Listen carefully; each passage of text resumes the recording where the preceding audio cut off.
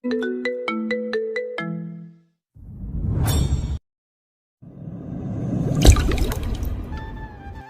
তৃষা, দেখছিস ছেলেটা কত কিউট। দেখ ঈশা, আমার বয়ফ্রেন্ড আছে আর আমি আমার বয়ফ্রেন্ডকেই ভালোবাসি। এখন কোন ছেলে কিউট কোন ছেলে স্মার্ট সেটা দেখার আমার কোনো সময় নেই। আরে এত রাখছিস কেন? ছেলেটা সত্যি অনেক কিউট, একটু তাকিয়ে দেখ না। আরে তোর নাহিদের থেকে বেশি কিউট। হ্যাঁ কিউট, তাতে আমার কি? আর শোন, তুই আমার নাহিদকে একদম টানবি না বলে দিলাম। আমার নাহিদও অনেক কিউট, শুধু আমি নাহিদকে বেশি ভাব ধরতে দিই না, তাই নাহিদকে একটু খ্যাত খ্যাত লাগে, কিন্তু ও এই ছেলের থেকে বেশি কিউট। শোন, তোর নাহিদ যদি ভাবের ভাবও নেয় না, তাও এই তেলের ধারের কাছেও যেতে পারবে না। আচ্ছা, যেতে পারবে না সেটা মানলাম, কিন্তু তুই হঠাৎ এই ছেলেকে নিয়ে পড়লি কেন? সেটা জানি না কেন পড়লাম, কিন্তু এই ছেলেটাকে নিয়ে যত বেশি বলছি ততই আমার ভালো লাগছে। আমার তো মনে হচ্ছে তুই ছেলেটার প্রেমে পড়ে গেছিস। আরে সেই রকম কিছু না রে, দেখ না ছেলেটার গাল দুটো কি গোলু গোলু, মনে হচ্ছে একটু টেনে দিই। আর ঠোঁট দুটো দেখ, একদম স্ট্রবেরি। আরে বাহ, এত কিছু! যা না যা, একটু টেস্ট করে আয়। চুপ, কি বলছিস এসব বেয়াদবের মতো? তবে আমার মনে হচ্ছে আমার লাইফে ভালোবাসার আগমন ঘটে গেছে। আচ্ছা তাহলে চল যাই, ছেলেটাকে গিয়ে প্রপোজ করে আসি। ধুর, সেটা কিভাবে হয়? প্রথম দেখায় প্রপোজ? আগে ছেলেটার সম্পর্কে ভালোভাবে জানতে হবে। আর এত কিউট ছেলের গার্লফ্রেন্ড থাকতে পারে, তাই আজ প্রপোজ করলে যদি রিজেক্ট করে দেয় তাহলে তো আমি ছ্যাঁকা খাবো। তাই আজ প্রপোজ করব না, কিন্তু এই ছেলের নাম আর ঠিকানা আমাকে নিতেই হবে। তার মানে কি তুই এইসব ছেলেটার কাছে যাবি নাকি কথা বলার জন্য? হ্যাঁ যাব, তুই আসলে আসতে পারিস, আর যদি না আসিস তাহলে আমি একাই যাব। আরে না, আমি যাব তো তোর সাথে। তোর কিউট বালক কি বলে দেখতে হবে না? ঈশা আর তিশা ছেলেটার কাছে চলে গেল। দূর থেকে ছেলেটা দেখতে যত না কিউট, কাছ থেকে তার থেকে বেশি কিউট। ঈশা আর তিশা ছেলেটার পাশে দাঁড়ালো, তাদের দেখে ছেলেটা একটু সরে গেল। কি রে ঈশা, কিছু বল। কি বলবো, কিভাবে শুরু করব, কিছুই তো ভেবে পাচ্ছি না। আরে ছেলেটার সামনে যাবি, চুলগুলো ঠিক করবি, তারপর হাত বাড়িয়ে বলবি, হাই আমি ঈশা, তুমি দেখতে অনেক কিউট, একদম কমলা লেবুর মতো। ধুর, এটা আবার কেমন প্রশংসা হলো? তাহলে বলবি, আমি ঈশা, তোমাকে আমার মনের মধ্যে রাখতে চাই, থাকবে? আরে এটাও কেমন জানি লাগছে আমার কাছে। তাহলে বলবি, এই ছেলে তোকে আমার ভালো লেগেছে, আমার সাথে প্রেম করবি? আরে রাখ তো তোর আজাইরা পেঁচাল, আমি আমার মতো করেই বলবো, তুই শুধু আমার সাথে থাকবি। আরে তুই আমার প্রেমের সময় আমাকে সাহায্য করেছিলি, আমিও করব, আমি আছি তোর সাথে। ঈশা ছেলেটার সামনে দাঁড়ালো। তারপর কিছু মনে না করলে তোমার নাম জানতে পারি? ছেলেটা কোনো উত্তর দিল না। এই, শুনতে পাচ্ছ? আমি কি তোমার নাম জানতে পারি? ছেলেটা কোনো উত্তর না দিয়ে একটু সাইডে চলে গেল। আরে আমি জানি তুমি কিউট, তোমার গার্লফ্রেন্ড আছে, আমি সেটাও জানি, কিন্তু এত ভাব দেখানোর কি আছে? আমি যা শুধু তোমার নাম জানতে চাইছি, আর কিছু না। ছেলেটা এর পরেও আর কোনো উত্তর দিল না। কতক্ষণ পর তাদের মাঝে আরও একটি মেয়ে আসলো, এসে বলল, আই ভাইয়া, আমার হয়ে গেছে, চল বাসায় যাব। এই বলে মেয়েটা ছেলেটাকে নিয়ে গাড়িতে করে চলে গেল। শুধু রাগে বসছে, এভাবে তিশার সামনে অপমানিত হতে হলো। তবে ব্যাপার না, এরকম ছেলেরা এমনই হয়। ঈশা লক্ষ্য করলো তিশা কিছু একটা ভাবছে। কি রে তিশা, এত কি ভাবছিস? ভাবছি এই মেয়েটাকে আমি কোথায় যেন দেখেছি। এই বল বল, কোথায় দেখেছিস? যদি আবার দেখা পাই তাহলে ওর থেকেই ওর ভাইয়ার সব খবর নিতে পাবো। হ্যাঁ মনে পড়েছে, একবার আমি নাহিদের সাথে ওর ছোট ভাইয়ার কলেজে গেছিলাম, ওখানে ওর ভাইয়ার সাথে ওকে দেখেছি। তাহলে তো হয়েই গেল, আমরা কালকেই আই কলেজে যাচ্ছি আর সব খবর বের করছি। সেটা না হয় গেলাম, কিন্তু জানিস ঈশা, ছেলেটাকে আমার স্বাভাবিক মনে হলো না। সে যেমনই হোক, অবিবাহিত হলেই আমার চলবে। পরের দিন ঈশা আর তিশা মিলে নাহিদের ছোট ভাইয়ের কলেজে গেল। তারপর অনেক খুঁজে কালকেই সেই মেয়েটাকে বের করলো। এই আপু শুনছো? হ্যাঁ আপু, আমাকে বলছেন? হ্যাঁ, তোমাকে বলছি। হ্যাঁ আপু, বলুন। তোমার নাম কি? জি, আমার নাম রাত্রি, আর আমার বয়ফ্রেন্ড আছে, তাই যে আপনাদের পাঠিয়েছে তাকে গিয়ে বলুন আমার কথা ভুলে যেতে। এই, একদম মারবো টেনে এক চড়। এইটুকু বয়সে প্রেম, আর এত বেশি বোঝো কেন?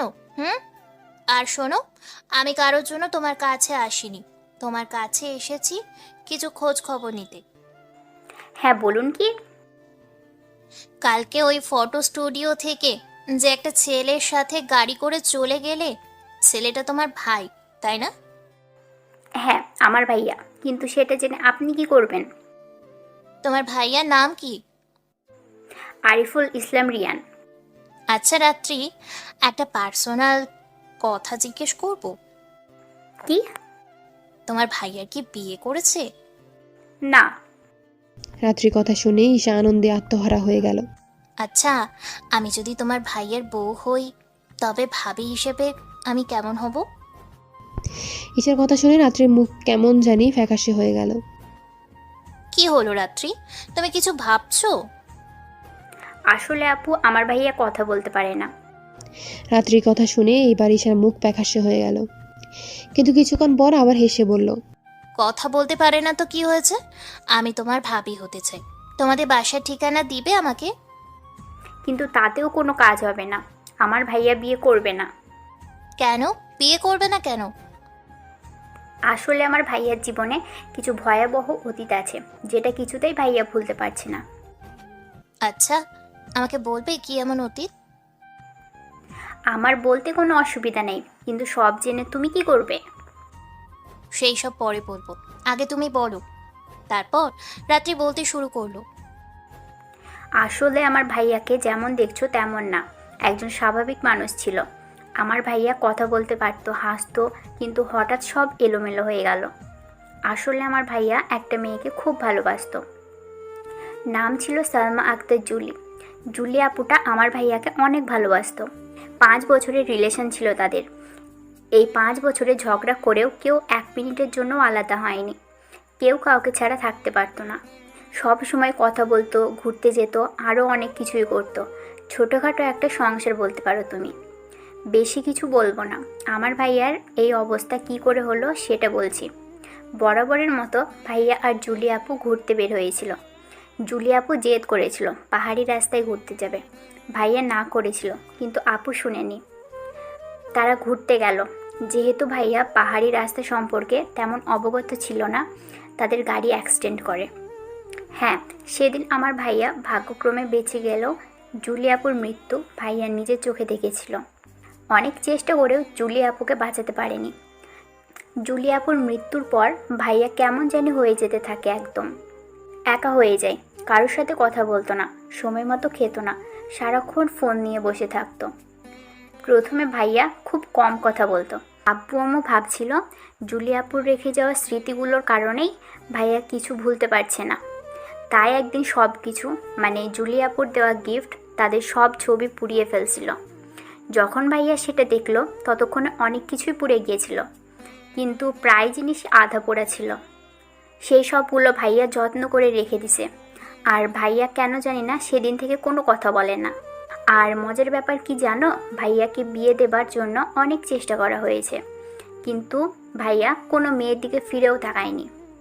যখনই বিয়ের কথা বলা হয় তখন জুলি আপুর ছবি বের করে কি যেন করে, আর মনে হয় ছবির সাথে অনেক কথা বলছে। হঠাৎ করে রাত্রি ঈশার মুখের দিকে তাকিয়ে অবাক হয়ে বলল, আরে আরে আপু, তুমি এমনভাবে কাঁদছো কেন? রাত্রির কাছ থেকে সবকিছু শুনে ঈশার কান্না করে দিয়েছে। আরে আপু, তুমি কাঁদছো কেন? আমাকে একদম আপু বলবে না, ভাবি বলবে, ভাবি। কিন্তু ভাইয়া। তোমার ভাইয়া রাজি হোক আর না হোক, আমি তোমার ভাবি হতে চলেছি, সেটা তুমি জেনে রাখো। আপু, তুমি আমার ভাইয়াকে চিনো না, ও কাউকে বিয়ে করবে না। আবার আপু? বলছি না আমাকে ভাবি বলবে। আর শোনো, তোমার বাসার ঠিকানাটা দাও, আমি যত তাড়াতাড়ি সম্ভব আমার আব্বু আম্মুকে নিয়ে তোমাদের বাসায় যাচ্ছি। রাত্রি ওদের বাসায় ঠিকানা দিয়ে দিল। শোনো রাত্রি, এই সব কিছুই এখন কাউকে বলবে না, আমি সব বলবো। হ্যাঁ, জানি তোমার ভাইয়াকে মানাতে কষ্ট হবে, তবে ব্যাপার না, তোমার ভাইয়া ঠিক মেনে যাবে। এই কথা বলে ঈশা চলে আসলো। ঈশা ওদের বাসায় এসে ওর আব্বু আম্মুকে ডাকতে শুরু করলো। কি রে মা, এমনভাবে চেঁচাচ্ছিস কেন? আম্মু, আমি বিয়ে করব। সেটা তো খুব ভালো কথা। আমি তোর আব্বুকে এক্ষুনি বলছি রকির আব্বুর সাথে কথা বলতে। ঈশার আম্মুর কথা শুনে ঈশা রেগে একদম আগুন। আম্মু, আমি কি একবারও বলেছি আমি ওই রকি বদমাইশটাকে বিয়ে করব? পুরো কথা না জেনে শুনে কেন অন্যটা ভেবে বসো বলো তো? তাহলে কি তোর আব্বুকে বলবো তোর জন্য ছেলে দেখতে? না আম্মু, ছেলে আমার দেখাই আছে, আমরা সবাই ছেলের বাসায় যাব। সে কি রে, কোন ছেলে? ছেলের বাসা কোথায়? ছেলে কি করে? এত সব কিছু তোমার এখন না জানলেও চলবে।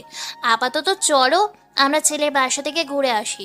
আর আম্মু শোনো, তোমার আর আব্বুর ছেলে পছন্দ হোক বা না হোক, আমি কিন্তু ওই ছেলেকেই বিয়ে করব। তাহলে আমাদের যাওয়ার দরকার কি? আর ছেলে দেখারই বা কি দরকার? তুই নিজেই তো সব ঠিক করে ফেলেছিস, এখন বিয়েটা তুই নিজেই করে নে। আরে আম্মু, তুমি রাগ করছো কেন? আমি তোমাদের একমাত্র মেয়ে, আমার জামাইকে তোমরা দেখবে না, সেটা হয়? আব্বুকে বলো কাল আমরা ছেলের বাসায় যাচ্ছি। মেয়ের জেদ সম্পর্কে ঈশার আম্মু ভালো করেই জানে, তবে সে এই বিষয়ে কিছুতেই সায় দিতে পারছে না। তার কেন জানি মনে হচ্ছে তার মেয়ে ভুল করতে যাচ্ছে। তবে একবার ছেলেকে দেখতে গেল তো আর বিয়ে হয়ে যাবে না, তাই ঈশার আম্মু বলল। আচ্ছা ঠিক আছে, কালকে আমরা সবাই যাচ্ছি। ঈশা তার আম্মুকে জড়িয়ে ধরে একটা কিস দিয়ে রুমে চলে গেল। এখন বারবার শুধু রিয়ানের কথাই মনে পড়ছে। একদিনে দেখতেই ঈশা রিয়ানকে অনেক ভালোবেসে ফেলেছে। সেদিন রাতে ঈশার ঘুমাতে পারল না। পরের দিন দুপুরবেলা ঈশা ও ওর আব্বু আম্মু রিয়ানদের বাসায় গেল। কলিং বেল চাপতেই রাত্রি এসে দরজা খুলে দিল। আরে আপু, তোমরা? আমি তো ভাবতেই পারছি না তুমি সত্যি সত্যি আমাদের বাসায় আসবে। আমি তো ভেবেছিলাম তুমি আমার ভাইয়াকে নিয়ে মজা করছো। এখন তোমার ভাবনা পাল্টেছে তো? হ্যাঁ না না ভাবি। এই তো আমার লক্ষ্মী ননদের মতো কথা। যাও গিয়ে তোমার আব্বু আম্মুকে ডেকে নিয়ে আসো। রাত্রি ঈশাদের বসতে দিয়ে রিয়ানের আব্বু আম্মুকে ডাকতে চলে গেল। কিছুক্ষণ পর রিয়ানের আব্বু আম্মু আসলো। ঈশা গিয়ে তাদের সালাম করলো। আরে থাক থাক মা, সালাম লাগবে না। ঈশার আব্বু বলল, হ্যাঁ, তা জন্যই আসা। আপনার ছেলে আর আমার মেয়ের চার হাত এক করে দিতে চাই। আসলে আপনার ছেলেকে আমরা দেখিনি, আমার মেয়ে আপনার ছেলেকে পছন্দ করেছে। আপনারা কি আমার ছেলে সম্পর্কে সব কিছু বিস্তারিত জানেন? আব্বু, ওনারা না জানলেও চলবে, আমি আপনার ছেলেকে নিয়ে সংসার করব, ওনারা না। কিন্তু সব কিছু জেনে একটা ডিসিশন নেওয়া দরকার, যাতে করে পরে কোনো ফ্যামিলিকে বলতে না পারে আমরা কিছু লুকিয়েছি। হ্যাঁ, সেটাই ভালো হবে। বলুন আপনার ছেলের সম্পর্কে। আসলে আমার ছেলে কথা বলতে পারে না, এমনিতে সব ঠিক আছে, শুধু চুপচাপ থাকে। আব্বুর কাছে এমন কথা শুনে ঈশার আব্বু আম্মু কাশি দিয়ে উঠল। আচ্ছা, আমরা তাহলে আজকেই যাই। বাসায় গিয়ে আমাদের সিদ্ধান্তের কথা আপনাদের জানিয়ে দেব। তারা আর বেশিক্ষণ দেরি না করে চলে গেল। দূর, শুধু শুধু অপমানিত হওয়া। আরে রাত্রি, তোর কি আক্কেল জ্ঞান কিছুই নেই? কোথাকার কোন মেয়ে এসে তোকে কি বলল, আর তুই ধুর। শোন রাত্রি, এরপর থেকে কেউ কিছু জিজ্ঞেস করলে বলবি রিয়ান বিবাহিত আর ওর সংসার আছে, ওর নিজের মতো করে ওর সংসার সাজিয়ে নিয়েছে। আর রিয়ান এখন কোথায় রে? ভাইয়া তো একটু আগে বাইরে চলে গেছে। আচ্ছা, ওকে এই বিষয়ে কিছু বলিস না, বললে আবার মন খারাপ করে বসে থাকবে। অন্যদিকে ঈশাদের বাসায় ঈশা, তুই কি আর কোনো ছেলে খুঁজে পেলি না বিয়ে করার মতো? এমন একটা ছেলে পছন্দ করলি যে কিনা কথাই বলতে পারে না। আমি এত কিছু শুনতে চাই না, আমি রিয়ানকে বিয়ে করব, এটাই আমার শেষ কথা। কিন্তু মা, ওই ছেলেকে বিয়ে করে তোর জীবন বরবাদ হয়ে যাবে। বরবাদ নয়, আমার জীবন সুন্দর হয়ে উঠবে। কিন্তু আমরা তো ছেলেটাকে দেখলামই না। আমার কাছে ছবি আছে, আমি দেখাচ্ছি। সেদিন ঈশা যখন রিয়ানকে দেখেছিল তখন কয়েকটা ছবি তুলে রেখেছিল। এই দেখো রিয়ান, ঈশার আব্বু আম্মু ছবি দেখে বলল। এমনিতে সব কিছু ঠিক আছে, কিন্তু কথা হলো উফ, আব্বু আম্মু, এই কথার বিষয়টা মাথা থেকে ঝেড়ে ফেলে দাও তো। ও কথা বলতে পারে না, এতে তো আমারই ভালো হবে আপু। সেটা কিভাবে? জানোই তো, সংসারে একটু আধটু ঝগড়া লাগে, সেটা লাগবে না, একদম শান্তিতে সংসার করতে পারবো। তোমরা প্লিজ আর না করো না, পারলে আমাদের বিয়েটা তাড়াতাড়ি করিয়ে দাও। পরে কিন্তু বলতে পারবি না যে আমরা তোকে আটকাইনি। তোর জীবন আমাদের জন্য নষ্ট হয়ে গেছে। না আব্বু, এই কথা কোনো দিন তোমাদের শুনতে হবে না, সেটা আমি তোমাদের বলছি। তাহলে আমাদের কোনো সমস্যা নেই। ছেলে দেখতে ভালো, ছেলের পরিবারও ভালো। পরের দিন আবার ঈশা ও আর আব্বু আম্মু রিয়ানদের বাড়িতে। আজ রিয়ান বাসায় ছিল। যখন বিয়ে নিয়ে কথা হচ্ছে তো রিয়ান চুপচাপ সব শুনছে। অনেক ভেবে দেখলাম, আর আমরা সিদ্ধান্ত নিলাম ওদের 4 হাত এক করে দেওয়া যাক। হ্যাঁ, আমরাও তাই ভাবছি।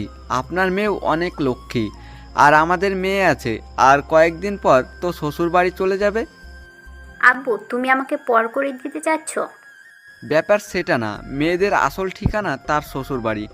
বাবা মা যতই আগলে রাখুক, একদিন শ্বশুর বাড়ি যেতেই হবে। আমি রিয়ানের সাথে একটু আলাদা করে কথা বলতে চাই। ঈশা রিয়ানকে নিয়ে চলে গেল। রিয়ানও মনে হয় এটাই চাচ্ছিল, তাই ঈশার সাথে চলে গেল আর ছাদে গেল দুজন। আচ্ছা, আমাকে তোমার কেমন লেগেছে? রিয়ান কোনো উত্তর দিচ্ছে না। ও, তুমি তো আবার কথা বলতে পারো না।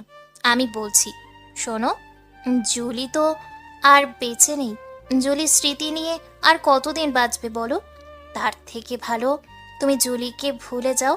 জুলির জায়গাটা আমাকে দাও, তোমাকে অনেক সুখে রাখবো।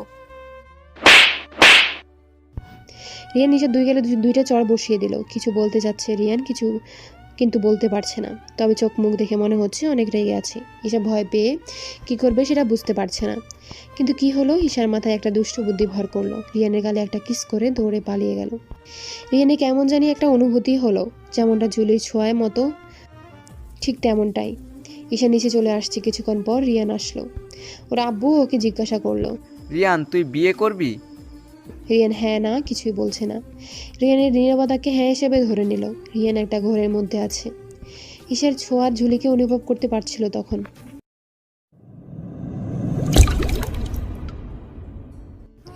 আজ অনেকদিন পর ঈশার ছোঁয়ায় ঝুলিকে অনুভব করতে পারলো, যার ফলে রিয়ান একটা ঘরের মধ্যে চলে গেছে। কিরে, তোর কি হলো? কিছু বলছিস না কেন? রিয়ান কিছু বলছে না, চুপ করে দাঁড়িয়ে আছে। রিয়ানের নীরবতাকে সবাই হ্যাঁ করে নিয়েছে। ঈশা রিয়ানের দিকে তাকানোর সাহস পাচ্ছে না, কারণ ঈশা রিয়ানের রাগী চেহারা দেখেছে আর অনেক ভয় পেয়েছে। ঈশা চুপ করে বসে আছে। হ্যাঁ, তবে পাকা কথা সেরে ফেলাই ভালো। দেরি করতে চাই না, কারণ ছেলের মন পরিবর্তন হয়ে গেলে নতুন করে সমস্যার মধ্যে পড়তে হবে। তাই আমি চাচ্ছি আজকালের মধ্যে বিয়ে দিতে। কিন্তু আমার একমাত্র মেয়ে, অনুষ্ঠান না করলে কেমন দেখাবে? হ্যাঁ, সেটা আমিও বুঝি, কিন্তু কিছু করার নেই। আমি অতি তাড়াতাড়ি বিয়ে দিতে চাই। আব্বু, তুমি এত কথা বলছো কেন? আমিও চাই তাড়াতাড়ি বিয়ে করে রিয়ানকে সুস্থ জীবন দিতে। আমি জানি ও একাকিত্বে ভুগছে। ওর দরকার এমন একজনকে যে ওকে সময় দিবে, ওর সব কিছু বুঝবে। আর আমি চাই ওর সাথে সাথে থাকতে। যদি পারো আজকে বিয়ে দিয়ে দাও। না মা, সেটা হয় না। একেবারে যে অনুষ্ঠান করব না সেটা না, এই একদিনে যতটুকু পারি ততটুকু করব। আব্বু, কোনো কিছুরই দরকার নেই, আজকেই বিয়ে দিয়ে দিন। আমি কথা দিচ্ছি, খুব তাড়াতাড়ি রিয়ানকে আমি সুস্থ করে তুলব। তখন না হয় বড় করে সব আয়োজন করে বিয়ে দিয়ে। এখন এইসব থাক। এতে আমার কোনো আপত্তি নেই। আমি চাই আমার ছেলেটা যেন সুস্থ জীবনে যাপন করতে পারে। এখন যদি তোমার আব্বু আম্মু এটা চাই, তাহলে আজকেই বিয়ের সব কাজ সেরে ফেলবে। আমার কোনো আপত্তি নেই। আমার মেয়ে যেখানে রাজি, সেখানে আমার আপত্তি করে লাভ নেই। তাহলে সব ব্যবস্থা করা যাক। উকিল এসেছে। ঈশা সাইন করে দিল, কিন্তু রিয়ান কলম হাতে করে বসে আছে। কি হলো রিয়ান, সাইন করো। দেখ রিয়ান, পুরনো কথা এখন মনে না করাই ভালো। রিয়ান তবুও চুপচাপ করে বসে আছে। ঈশা এতক্ষণ চুপ করে সব দেখছিল, কিন্তু এইভাবে আর কতক্ষণ চুপ করে থাকা যায়। তাই ঈশা উঠে গিয়ে রিয়ানের হাত চেপে ধরল। রিয়ান আবার কোরের মধ্যে চলে গেছে। কি হলো, এমনভাবে চুপ করে বসে আছো কেন? সাইন করে দাও। ঈশা কয়েকবার আর বলতেই রিয়ান সাইন করে দিল। রিয়ান ঈশার কথায় সাইন করে দিল। এটা দেখে আব্বু আম্মু একটু অবাক হলো। রাতে ঈশা গিয়ে ঘরে বসে আছে। রিয়ান কোথায় আছে সেটা কেউ জানে না। হয়তো বাসার কোনো এক কোণে দাঁড়িয়ে কান্না করছে। অনেক রাত হয়ে গেছে, কিন্তু এখনো রিয়ান ঘরে আসছে না। রাত আনুমানিক প্রায় 1টার সময় রিয়ান রুমে আসলো। ঈশা বসেই আছে। রিয়ান রুমে আসতেই ঈশা রিয়ানের কাছে চলে গেল। ঈশার লক্ষ্য করলো রিয়ানের চোখ দুটো ফুলে আছে আর লাল হয়ে আছে। ঈশার বুঝতে বাকি রইল না রিয়ান এতক্ষণ কান্না করেছে। এই, তুমি এতক্ষণ কান্না করেছো? রিয়ান মাথা নেড়ে উত্তর দিল হ্যাঁ। কেন কান্না করেছো? রিয়ান এবার আর কিছু বলছে না, চুপ করে দাঁড়িয়ে আছে। কি হলো, আমি কিছু জিজ্ঞেস করছি তো নাকি? বলো, কান্না কেন করেছো? রিয়ান এবার একটা খাতা আর কলম নিল। তারপর কিছু একটা খাতায় লিখে সেটা ঈশাকে দিল। ঈশা সেটা পড়তে লাগলো। আমি জুলিকে খুব ভালোবাসি। আমি জুলিকে কথা দিয়েছিলাম জুলি ছাড়া আর কাউকে কোনোদিন বিয়ে করব না, কিন্তু আজ আমি আমার কথা রাখতে পারলাম না। আমি আমার জুলিকে ঠকিয়েছি। দেখো রিয়ান, যে চলে গেছে তার কাছে দেওয়া কথা কেন এখনো মনে রেখেছো বলো তুমি? রিয়ান আবার লেখা শুরু করলো আর লেখা শেষ হলে খাতাটা ঈশার হাতে দিল। কে বলেছে আমার জুলি আমাকে ছেড়ে চলে গেছে? জুলি সব সময় আমার সাথেই থাকে। রিয়ান, তুমি কতদিন আর কল্পনার রাজ্যে বসবাস করবে বলতে পারো? হ্যাঁ, মানছি তুমি জুলিকে ভালোবাসো, কিন্তু জুলি কি এই পৃথিবীতে আছে? সে তো নেই, তোমাকে একা করে চলে গেছে। আচ্ছা, আমাকে বলতে পারবে, আল্লাহ না করুক যদি জুলির জায়গায় তোমার কিছু হয়ে যেত, জুলি কি তোমার জন্য অপেক্ষা করতো? সে কি তোমার মতো একা জীবনযাপন করতো? হ্যাঁ, সে চাইতো তোমার স্মৃতি নিয়ে বেঁচে থাকতে, কিন্তু কতদিন? পরিবারের চাপে পড়ে একসময় না ইচ্ছা না থাকা সত্ত্বেও অন্য কাউকে বিয়ে করে ফেলতো। রিয়ান আবার কিছু লিখে খাতাটা ঈশার দিল। তাহলে তো আমাকে মরে দেখতে হয় যে জুলি সত্যি অন্য কাউকে বিয়ে করে কিনা। এটা পড়ে ঈশা রেগে রিয়ানকে একটা চড় বসিয়ে দিয়ে বলল। নেক্সট টাইম যেন এই কথা আর না শুনি। রিয়ান আবারও কিছু একটা লিখে দিল। এই জানেন, আমার জুলিও ঠিক এমনভাবে আমাকে মারতো। আচ্ছা, আমার কেন এমন মনে হচ্ছে যে আপনি আমার জুলি? কারণ জুলি তোমাকে ভালোবাসতো, আর আমিও তোমাকে ভালোবাসি। রিয়ান আবারও কিছু একটা লিখে দিল। কিন্তু আমি শুধু আমার জুলিকেই ভালোবাসি। আমাদের দুজনের মধ্যে আর কেউ আসতে পারবে না। আর ওই, তুমি কথা বলো না কেন? কারণ আমার কথা বলার সমস্ত শক্তি হারিয়ে ফেলেছি। জানেন, আমি চেষ্টা করলেও এখন আর কথা বলতে পারি না। তুমি আমাকে আপনি করে বলছো কেন? কারণ তুমি করে শুধু আমি জুলিকেই বলেছি, আর তুমি ডাকটা শুধু জুলির জন্য। উফ, সেই কখন থেকে জুলি জুলি আর জুলি পেয়েছো? এটা কি তুমি? যে মানুষটা কয়েক বছর আগেই মারা গেছে তাকে নিয়ে কেন এখনো পড়ে আছো? ভালো লাগে না?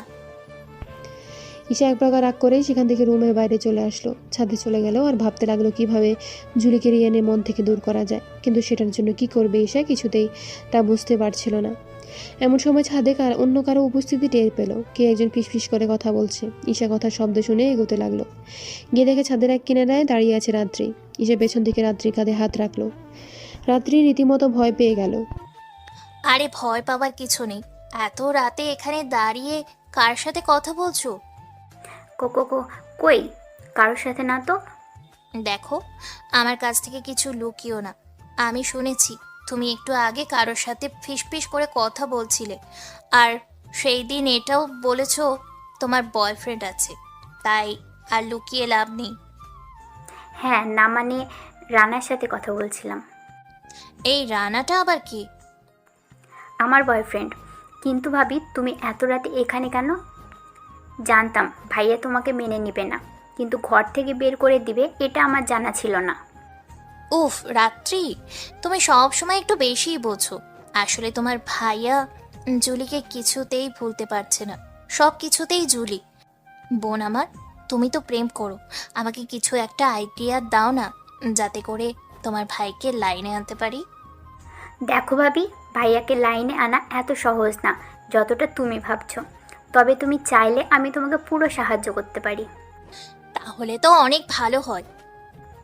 দেখো, ভাইয়া যেহেতু জুলিকে ভুলতে পারছে না, তাহলে তুমি এক কাজ করতে পারো। কি কাজ বলো? তুমি জুলির মতো চলতে শুরু করো। ভাইয়া জুলির কি পছন্দ করতো, কি করতো না, জুলি কি পছন্দ করতো, কি করতো না, এই সব কিছু তুমি করবে। দেখবে ভাইয়া তোমার মাঝে জুলিকে খুঁজতে শুরু করবে, আর এক সময় জুলিকে ভুলে গিয়ে তোমাকে ভালোবাসবে।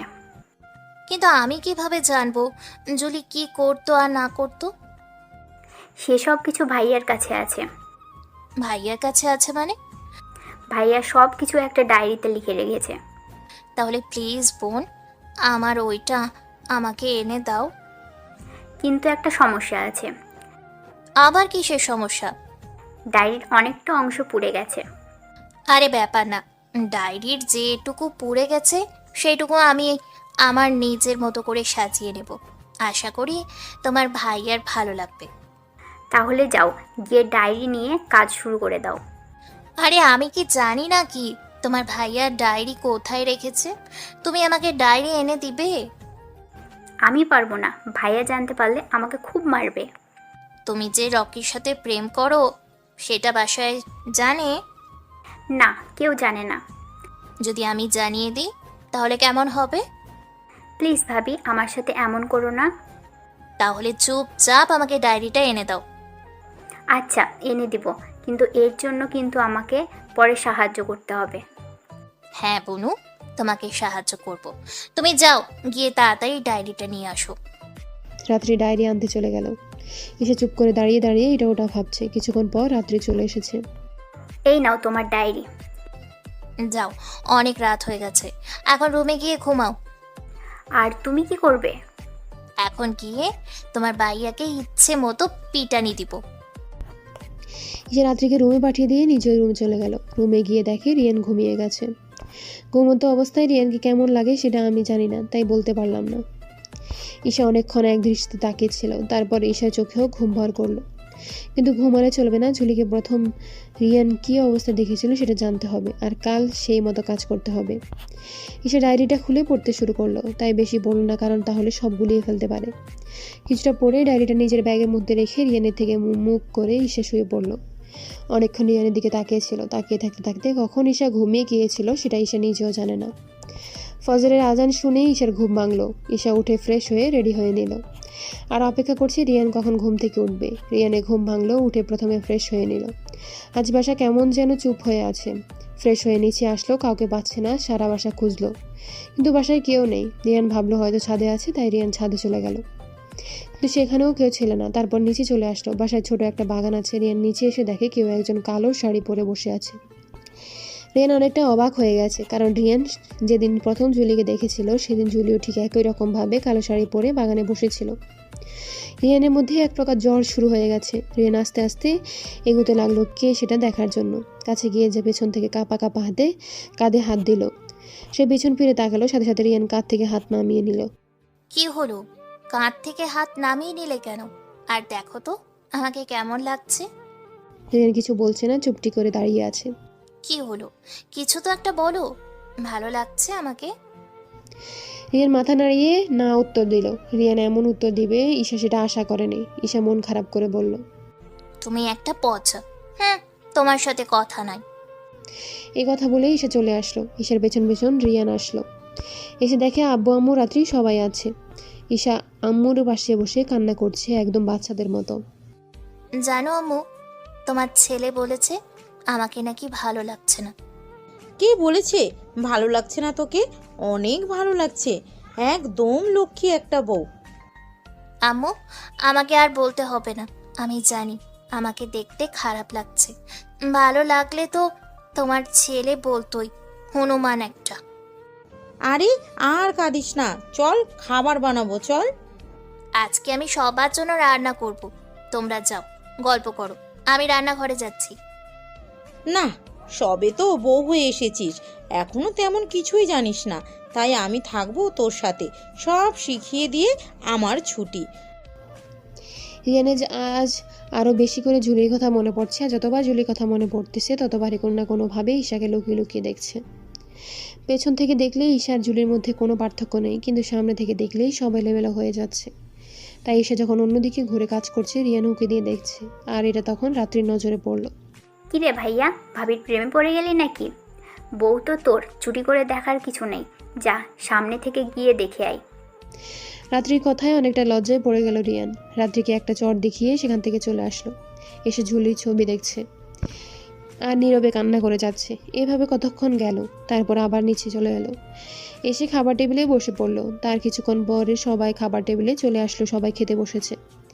খাবারের মধ্যেই হঠাৎ এসে চিৎকার করে বলল, জাল, জাল, পানি, পানি। রিয়ান নিজের অজান্তে গ্লাসে পানি ভরে ঈশাকে খাইয়ে দিল। জুলিও একদম ঝাল সহ্য করতে পারতো না। একদিন ফুচকা খেতে গিয়ে এরকম এক কাণ্ড হয়েছিল, ঝাল একটু বেশি হয়ে গেছিল। জুলি সেটা খাবার পর চিৎকার করতে শুরু করে, আর রিয়ান তখন ঠিক এইভাবে পানি খাইয়ে দিয়েছিল। অনেকদিন পর ঠিক এইরকম ঘটনায় রিয়ান কিছুই বুঝে উঠতে পারছিল না। যখন এটা বুঝতে পারলো যে জুলিকে নয় ঈশাকে পানি খাইয়ে দিয়েছে, তখন না খেয়ে উঠে গেল। ছেলের এমন কাণ্ড দেখে ওর আব্বু আম্মু আবার অবাক আর কিছুটা খুশিও হয়েছে। তুই পারবি মা, তুই পারবি, আমার ছেলেকে ঠিক করতে তুই পারবি। তোমরা দোয়া করো আমি যেন আমার স্বামীকে সুস্থ জীবন দিতে পারি। কয়েকদিন পর এই শোনো না একটু। রিয়ান ফোন টিপছিল, এমন সময় ঈশা ডাক দিয়ে বলল। রিয়ান ফোন ছেড়ে ঈশার দিকে তাকালো। চলো না আজ কোথাও ঘুরে আসি, প্লিজ প্লিজ প্লিজ। রিয়ান মাথা নেড়ে উত্তর দিল সে যাবে না। কেন যাবে না? প্লিজ আমার সাথে চলো, সেই লেকের ধারে যাব, দুইজনে একসাথে হাঁটবো, সন্ধ্যায় ফুচকা খাবো, আসার সময় রিক্সায় আইসক্রিম খাবো। চলো না চলো। ঈশা যা যা বললো এই সব কিছু জুলি বলতো। কি হলো বলো, যাবে বলো। রিয়ান এইবার আর না করতে পারলো না, মাথা নেড়ে উত্তর দিল সে যাবে। এই তো আমার লক্ষ্মী বর। হামি দিয়েই ঈশা উধাও। বিকেলবেলায় এসে একটা নীল শাড়ি পরেছে আর রিয়ানের জন্য নীল পাঞ্জাবি। নীল রং রিয়ানের পছন্দ, আর ওরা আগে যখন কোথাও ঘুরতে বের হতো বেশিরভাগ সময় নীল রঙের জামা পরেই বের হতো। ঈশাকে নীল রঙের শাড়িতে অনেক সুন্দর লাগছিল। রিয়ান একবার তাকিয়ে আর চোখ ফেরাতে পারছিল না, ঠিক যেন জুলির প্রতিচ্ছবি, শুধু ফেস স্ক্যানিংয়ে কোনো মিল নেই, তাছাড়া পুরো জুলি। এই আর কতক্ষণ অমন হাঁ করে তাকিয়ে থাকবে? আমাদের বের হতে হবে তো। ঈশার এই কথা শুনে রিয়ান বাস্তবে ফিরে আসে। ঈশা রিয়ানকে পাঞ্জাবিটা দিয়ে বলল, তাড়াতাড়ি পরে নাও, দেরি হয়ে যাচ্ছে তো। রিয়ান অল্প একটু সময়ের মধ্যেই রেডি হয়ে নিল, তারপর বাসা থেকে বের হলো। ঈশা যখন রিক্সা ডাকছিল তখন রিয়ান ইশারায় বুঝিয়ে দিচ্ছিল গাড়ি থাকতে রিক্সাতে কেন যাবে। কারণ রিক্সাতে ঘুরতে বেশি ভালো লাগে তাই। এই দেখো রিক্সাতে আমরা পাশাপাশি বসতে পারছি, কিন্তু গাড়িতে সেটা সম্ভব হতো বলো? তুমি গাড়ি চালাতে আর আমাকে দূরে বসে থাকতে হতো, যেটা আমার একদমই ভালো লাগে না। তাই আমি রিক্সাতেই যাব। দুজন মিলে রিক্সাতে উঠল। ঈশা যখন রিয়ানের হাতটা শক্ত করে ধরলো তখন রিয়ানের কাছে মনে হলো জুলি ওর পাশে বসে আছে। সেই চিরচেনা একটা ঘটনা, দুজন রিক্সাতে যাচ্ছে, জুলি রিয়ানের হাত ধরে বসে আছে আর দুজন নানা রকম গল্প করছে।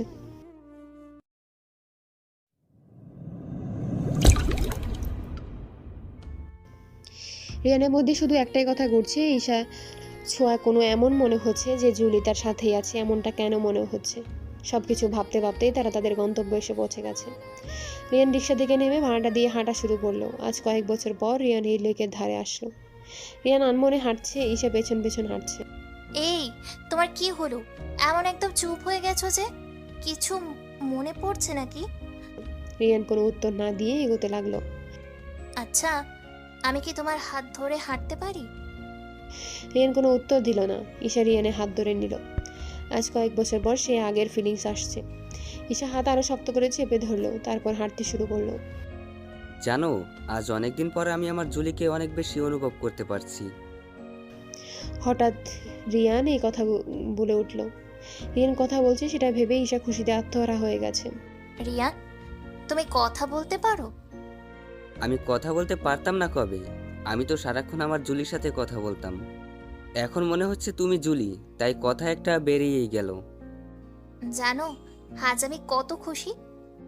এত খুশি হবার কারণ কি? এই যে তুমি কথা বলতে পারছো। জানো, আমি আর জুলি এখানে প্রায় আসতাম। ও আমাকে ছেড়ে চলে যাওয়ার পর এখানে আর আসা হয়নি। আজ ওর কথা খুব মনে পড়ছে। কতই না পাগলি টাইপের ছিল, আমাকে কত ভালোবাসতো, সব সময় পাগলামি করতো। ওর পাগলামিতে তুমি খুব বিরক্ত হতে? কোনোদিন বিরক্ত হয়নি, বরং ও পাগলামি ছেড়ে দিলে আমার খারাপ লাগতো। আল্লাহকে তো নিয়ে নিল, কিন্তু আমাকে। রিয়ানকে পুরো কথা শেষ করতে না দিয়ে ঈশা বলে উঠল। চুপ, একদম ওই কথা বলবে না। কি করব, আজ জুলিকে আরো বেশি করে মনে পড়ছিল, কিছুতেই আর। না, এখানে তোমার কোনো দোষ নেই। আল্লাহ চেয়েছে তাই ওকে তোমার কাছ থেকে নিয়ে নিয়েছে। রিয়ান আবারও চুপ হয়ে গেল। চলো, এখানে বসে থাকতে আর ভালো লাগছে না, চলো ফুচকা খাবো। রিয়ান ঈশাকে নিয়ে ফুচকা দোকানে চলে গেল। মামা, 2 প্লেট ফুচকা দাও, একটাই বেশি টক দিয়ে আর একটাই একদম টক দিবে না। এই, তুমি জানলে কিভাবে আমি টক খাই না? এটা তো শুধু জুলিই জানতো। আমিও জানি, যাকে ভালোবাসি তার সম্পর্কে না জানলে কিভাবে হবে। এর মধ্যে ফুচকা চলে এসেছে। কি হলো মামা, ওর দিকে এমন করে কি দেখছো? না, সেদিনের পর থেকে আর দেখতে পাইনি। দুজন আসতো, কত মজা করতো, খেয়ে দিয়ে চলে যেত। কিন্তু হঠাৎ কি যে হলো, দুজনের কেউ আর আসতো না। আজ অনেক দিন পর একজন আসছে, কিন্তু অন্যজন আসেনি। আরে মামা, দুজনই আসছে, আমি আর ও একসাথে আসছি, দেখছো না? এখন তুমি যাও তো, আমাদের একটু খেতে দাও। রিয়ান প্লেট হাতে নিয়ে বসে আছে। কি হলো, খাচ্ছ না কেন? না, এমনি। এই, তোমার জিহ্বায় কি যেন দেখলাম, একটু হাঁ করো। এর হাঁ করার সাথে সাথে ঈশা রিয়ানকে একটা ফুচকা খাইয়ে দিল। হ্যাঁ, এটা শুধু জুলিই করতো, না এটা ডায়েরিতে লেখা ছিল, আর না অন্য কাউকে বলা হয়েছিল। এই, তুমি কে সত্যি করে বলবে? আমি কে মানে? আমি তোমার স্ত্রী। তোমার আসল পরিচয় কি? আমি ঈশা। তুমি কি করে জানলে? জুলি যতক্ষণ পর্যন্ত আমাকে খাইয়ে না দিত আমি খেতাম না। দূর, সেটা আমি কি করে জানবো? আমার ইচ্ছে হলো তোমাকে খাইয়ে দিতে, তাই দিলাম। ও, তারপর খাওয়া শেষে বিল দিয়ে সেখান থেকে চলে আসলাম। একটা কথা বলি? বলো। জানো, আজ আমার এক মুহূর্তের জন্য মনে হয়েছিল তুমি আমার সেই জুলি। ধুর, আমি জুলি হতে যাব কেন? আমি তোমার ঈশা। সরি, জুলি ছাড়া অন্য কাউকে আমি মেনে নিতে পারবো না। মানতে তোমাকে হবে, আজ না হয় কাল। রিয়ান আর কিছু বলল না, কথায় কথা বাড়বে। এখন আমরা হেঁটে হেঁটে বাসায় যাব। মানে, হেঁটে যেতে তো রাত হয়ে যাবে। ওরে হোক, তাতে কোনো সমস্যা নেই। রাতে ভালোবাসার মানুষকে নিয়ে হাঁটার মজাই আলাদা। কেন, এর আগে কোনোদিন কাউকে নিয়ে হেঁটেছেন বুঝি? না, তা নয়, তবে অনুভব করতে পারি ভালোবাসার মানুষ পাশে থাকলে অন্য কোনো সুখ প্রয়োজন হয় না। তাই আজ তোমাকে আমার সাথে হাঁটতেই হবে। রিয়ান ভাবলো এতদিন পর যখন ঘুরতে বের হয়েছে, একটু না হয় হাঁটা যাক। হেঁটে হেঁটে বাসার দিকে রওনা দিয়েছেন। আচ্ছা, তুমি আব্বু আম্মুর সাথে কথা বলো না কেন? কি করব বলো, তারা আমার আপন হয়ে পরের মতো কাজ করেছে, তাই তাদের সাথে কথা বলার সমস্ত ইচ্ছা আমার হারিয়ে গেছে। কি এমন করেছে যে তাদের সাথে কথা বলা যাবে না? জুলির সমস্ত কিছু তারা পুড়িয়ে দিতে চাইছিল, জানো ওতে কত স্মৃতি মিশেছিল, এখন সব আধা পোড়া। তারা তো তোমার ভালোর জন্যই করেছে এমনটা। ভালো না ছাই, আমার ভালো কাউকে দেখতে বলেছিলাম আমি? এই, তুমি রেগে যাচ্ছ কেন? স্বভাবটা কি আর পাল্টাবে না তোমার? অল্প একটুতেই রেগে যাওয়াটা। রাগের মতো কথা বলে রাখবো না তো কি করব? আচ্ছা বাবা, রাগ করে থাকতে হবে না। তারপর নানান কথা বলতে বলতে তারা বাসায় চলে আসলো। নিচে কারোর সাথে কোনো কথা না বলে রিয়ান উপরে ওর রুমে চলে গেল। ঈশা যখন রুমে আসলো, তোমাকে অনেক ধন্যবাদ। কেন ধন্যবাদ কেন? আজ অনেক দিন পর আগের সেই দিনগুলো উপহার দেওয়ার জন্য। আরে রিয়ান, এটা তো মাত্র শুরু, সামনে দেখো আরো কত কিছু হয়। রিয়ান আবার নিচে চলে গেল। অনেকদিন কাছের মানুষগুলোর সাথে ভালো করে কথা হয় না। রিয়ান নিচে গিয়ে ওর আম্মু আম্মুকে ডাকতে শুরু করলো। আব্বু, আম্মু, একটু এদিকে আসো। ছেলে ডাক শুনে আম্মু তো দৌড়ে চলে এসেছে। আমার ছেলে কথা বলছে। হ্যাঁ, আমার ছেলে কথা বলছে আজ। অনেক দিন পর আমার ছেলে আমাকে আম্মু বলে ডেকেছে। ভাইয়া তুই কথা বলতে পারছিস? আমি জানতাম ভাইয়া ভাবি পারবে তোকে ঠিক করতে। রাত্রি, তুমি এই ব্যাপারে কিছু জানতে? না মানে ভাবি, হ্যাঁ জানতাম। সব কিছু জেনেও কেন আমাকে তুমি মিথ্যে বললে? তুমি এত কথা না বললে আমাকে এত কথা শুনতে হতো না। ভালো লাগে না আর আমার এই সব। একটা মানুষ মরে গেছে, তার দেহ পচে গলে গেছে, আর তোমার এই সাইকো ভাইয়া তাকে নিয়েই পড়ে আছে ঘুম থেকে উঠে আর ঘুমাতে যাওয়ার আগ পর্যন্ত। জুলি জুলি আর জুলি, কেন এখনো একটা মরা মানুষকে নিয়ে পড়ে আছে? রাত্রি, ওকে আমার পার্সোনাল ব্যাপার নিয়ে কথা বলতে না কর। তোমার পার্সোনাল ব্যাপার মানে? আমি তোমার স্ত্রী, সেটা ভুলে গেছো নাকি? আর স্বামী স্ত্রীর মাঝে পার্সোনাল ব্যাপার বলে কিছু থাকে না। রিয়ান এবার রেগে গেল, খাবার প্লেট ছুঁড়ে ফেলে দিয়ে বলল খাবই না। এই কথা বলে উঠে চলে গেল। কান্না করো না ভাবি। কি করব আমি, তুমি বলতে পারো? আমিও তো একটা মানুষ। বিয়ের এত দিন হয়ে গেল, আজ পর্যন্ত আমার সাথে ভালোভাবে কথা বলেনি, একটু সময় একসাথে কাটায়নি, সব সময় দূরত্ব বজায় রাখে। কেন রাখে? কেন রাখে? মরা একটা মানুষের জন্য রাখে? আর জুলির মাঝে তোমার ভাই কি এমন দেখেছিল যা আমার মধ্যে দেখতে পায় না? আমি কি দেখতে খারাপ, নাকি তোমার ভাইয়ার সাথে আমার যায় না? কোনটা? ভাবি তুমি ভেঙে পড়ো না। আসলে ভাইয়া জুলি আপুকে অনেক ভালোবাসতো, তো তাই এমন হচ্ছে। কিন্তু ভাইয়া একটু একটু করে সেখান থেকে বের হয়ে আসছে। আজ কথা বলছে, কাল অফিস জয়েন করবে, পরশু ভাইয়া নিজেকে গুছিয়ে নেবে। এইভাবে দেখবে ভাইয়া জুলির সব কিছু ভুলে তোমাকে ভালোবাসবে। আর কত আশা দিবে ভালোবাসবে? যে কিনা এতদিন আগের কথা ভুলতে পারে না, সে কি করে আমাকে ভালোবাসবে? আমি বলতে পারছি না, কিন্তু তবে ভালোবাসবে, খুব ভালোবাসবে, এটা আমি শিওর দিয়ে বলতে পারছি। আচ্ছা, আমি রুমে গিয়ে দেখি তোমার সাইকো ভাইয়া কি করছে। এখন ভাইয়ের কাছে যাওয়া কি ঠিক হবে? ঠিক হবে, কারণ ও যতক্ষণ একা থাকবে ওর রাগ তত বেশি বাড়বে। তাই গিয়ে ওর সাথে একটু কথা বলি। আচ্ছা ভাবি, যাও তবে। দেখো ভাইয়াকে আবার বেশি রাগিয়ে দিও না। আরে সেটা নিয়ে তোমাকে ভাবতে হবে না। ঈশা রুমে চলে গেল, গিয়ে দেখতে পেল রিয়ান জানালা দিয়ে বাইরে তাকিয়ে আছে। কি দেখছো অমন ভাবে?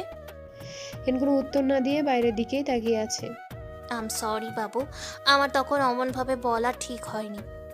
আমাকে কোন দিক থেকে দেখে মনে হয় আমি বাবু? এই তো আমার বাবু কথা বলেছে। উফ, আমি বাবু না, আমি বড় হয়ে গেছি। নূর, তুমি না একটুও রোমান্টিক না। আমি তো তোমাকে ভালোবেসে বাবু বলে ডাকছি। আমার এত ভালোবাসার দরকার নেই। রেগে আছো বাবু? আমাকে বাবু বলবে না বলে দিলাম।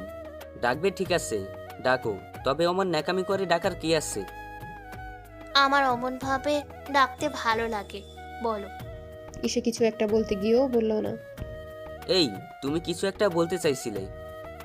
না মানে, আমি তো বাবু বলতে চাচ্ছিলাম, কিন্তু তুমি তো রাগ করো, তাই বললাম না। না, তুমি বাবু বলতে চাচ্ছিলে না। রিয়ান দেখো, তোমার পেছনে তেলাপোকা। রিয়ান লাফ দিয়ে সেখান থেকে চলে আসলো। তেলাপোকা তোমার পেছনেই আসছে, দেখো। রিয়ান দৌড়াচ্ছিল সময় সুযোগ বুঝে ঈশা রিয়ানকে ধাক্কা দিল। রিয়ান পড়ে যাচ্ছিল বলে ঈশাকে ধরলো, আর ঈশাকে ধরেই বিছানার উপর পড়ে গেল। রিয়ান দিচ্ছে আর ঈশা রিয়ানের উপরে।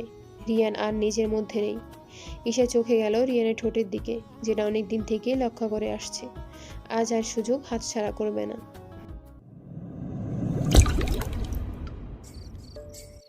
ঈশা আজ যে সুযোগ পেয়েছে সেই সুযোগ হাতছাড়া করবে না। রিয়ান বেচারা নিচে পড়ে আছে আর ঈশা শক্ত করে রিয়ানকে চেপে ধরে রেখেছে। আস্তে আস্তে ঈশা মুখ সামনে এগিয়ে নিয়ে যাচ্ছে। তারপর কি হলো? না থাক, কমো না, শুধু এটুকুই বলি, ঈশা ঠোঁটে যে লিপস্টিক ছিল সেটা রিয়ানকে খাইয়ে দিয়েছে। ঈশা তখনও রিয়ানের বুকের উপর শুয়ে আছে। এমন সময় রাত্রি রুমে এসে এমন দৃশ্য দেখে বলল, ওহ সরি, ভুল সময় আমি ভুল জায়গাতে চলে এসেছি। ব্যাপার না, তুমি যাও, আর যাওয়ার আগে দরজা আটকিয়ে দিয়ে যাবে, যাতে করে আর কেউ এসে না পড়ে। আর কে আসবে? আম্মু তো রান্না করছে, আর আপু বাইরে, আমিও যাচ্ছি, তোমরা চালিয়ে যাও। রাত্রি চলে গেল। ঈশা, এসব কি হচ্ছে? কি হচ্ছে তুমি বুঝতে পারছো না? আমি আমার জামাইকে আদর করে দিচ্ছি। তাই বলো এমন পচামার্কা লিপস্টিক তুমি আমাকে খাইয়ে দিবে? এর আগে না আমি তোমাকে বলেছিলাম তুমি লিপস্টিকের ফ্লেভার চেঞ্জ করো? কিন্তু রিয়ান ঈশাকে ধাক্কা দিয়ে সরিয়ে বলল, এই, তুমি এই লিপস্টিক কবে থেকে নাও? কেন? এটা তো আমি সেই প্রথম থেকেই নিয়ে থাকি। রিয়ানে কেমন জানি খটকা লাগলো, কারণ জুলিও এই ফ্লেভার খুব বেশি পছন্দ করত। এর আগে একদিন রিয়ান খুব বেশি রাগ করেছিল। জুলি কোনো উপায় না পেয়ে এমনভাবে জোর করে লিপস্টিক খাইয়ে দিয়েছিল। আর যখন ঈশাও সেম কাজটা করছিল, রিয়ান তখন সেই দিনের ঘটনাকে অনুভব করছিল, তাই তো বাধা দিতে পারেনি। কি হলো? অমন করে তুমি কি ভাবছো? কিছু না, তবে এটা ভাবছি বিয়ের পর তো আমি শ্বশুরবাড়ি গেলাম না, তাই এবার আমি শ্বশুরবাড়ি যাব। শ্বশুর বাড়ি? হঠাৎ? তুমি অমনভাবে তোতলাচ্ছ কেন? কই কিছু না। আজ না গেলে হয় না? না, হয় না। আমরা আজ আর এক্ষুনি যাব। তাহলে কাল সকালেই যাই। আজ তো অনেক রাত হয়ে গেছে। এই, আমি এত কিছু শুনতে চাই না। আমি আজই যাব। যদি আজ না যাও তাহলে আমি কিন্তু তোমাকে ছেড়ে চলে যাব। ওই, একবার যেতে দিয়েছি বলে তুমি কি ভাবছো বারবার যেতে দিব? ঠিক বুঝলাম না। একবার মানে? কবে আবার আমাকে যেতে দিছিলা? কই, আমি এই কথা কখন বলছি? আমি এত কথা শুনতে চাই না। আমি আজ তোমাদের বাসায় যাব। আচ্ছা, আমরা আজকেই যাব। তবে তুমি এখানে একটু দাঁড়াও, আমি আব্বু আম্মুকে একটু ফোন করে দিই। ঈশা ফোন করতে বাইরে চলে গেল। কতক্ষণ পর এসে বলল, আব্বু আম্মু তো বাসায় নেই। তাহলে কোথায় গেছে? আব্বু আম্মু নাকি আমার নানু বাড়ি গেছে। বাসায় মামা আর মামিকে রেখে গেছে। আচ্ছা চলো, তাও আমি তোমাদের বাসায় যাব। এই, তুমি সবসময় এত বেশি কান্না করো কেন? কাউকে কখনো ভালোবেসেছেন? বেসেছি তো। তাকে ছাড়া থাকা কত কষ্টের সেটা তো বুঝতে পারো। তোকে ছাড়া থাকতে কষ্টের, কিন্তু আমি তো তোকে ছাড়া থাকবো না। এই যে তোমাকে সব সময় আমার কাছে বেঁধে রাখবো। আচ্ছা তুমি যাও, ফ্রেশ হয়ে আসো। আমাকে একটু একা থাকতে দাও। আচ্ছা, তুমি এখানে বসো, আমি ফ্রেশ হয়ে আসছি। ঈশা যখন যাচ্ছিল তখন রিয়ান খেয়াল করলো, দেখলো ঈশার পিঠে একটা তিল। তিলটা অন্যান্য তিলের থেকে একটি বড়, যেটা জুলির পিঠেও ছিল। এবার রিয়ানে পুরোপুরি সন্দেহ হলো এটাই জুলি। কোনোভাবে শুধু মুখের গঠন চেঞ্জ করেছে। আজ একটা সমাধানে আসা যাক। আর একেবারে শিওর হবার জন্য রিয়ান একটা প্ল্যান বানালো। ঈশা ফ্রেশ হয়ে বের হবার পর বলল, ঈশা, তোমাকে একটা রিকোয়েস্ট করব, রাখবে? অবশ্যই রাখবো। বলো কি রিকোয়েস্ট? হাতা ছাড়া তোমার কোনো জামা আছে? হ্যাঁ আছে, কিন্তু কেন? সেটা পরে এখন আমার সামনে একটু আসবে প্লিজ।